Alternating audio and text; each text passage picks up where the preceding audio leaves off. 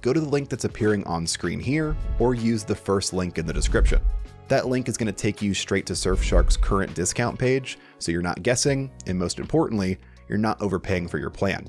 These promos can change, but that link is the easiest way to make sure you're getting the best available deal at the time whenever you sign up. And Surfshark also includes a 30-day money-back guarantee, so if you try it and decide it's not for you, you can easily request a refund within that window. Okay, now that you've seen the pricing, let's install Surfshark and I'll show you how to use it. Once you go to that link, you'll be brought to this page right here. Click on Get Surfshark VPN. For this video, I'm going to go with the starter plan, so I'll click on Get Starter. Now on this page, go ahead and fill out your email address, go down and choose your payment method, go through the onboarding and checkout process after this, and once you're done with that, I'll meet you at the next step.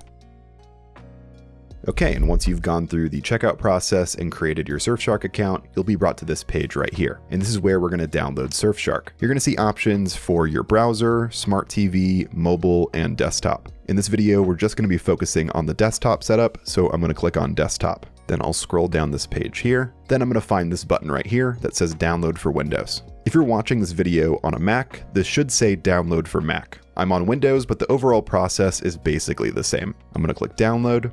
I'll download the version for Windows 10 or later. Then I'm going to go to the top right of my browser and click on my downloads.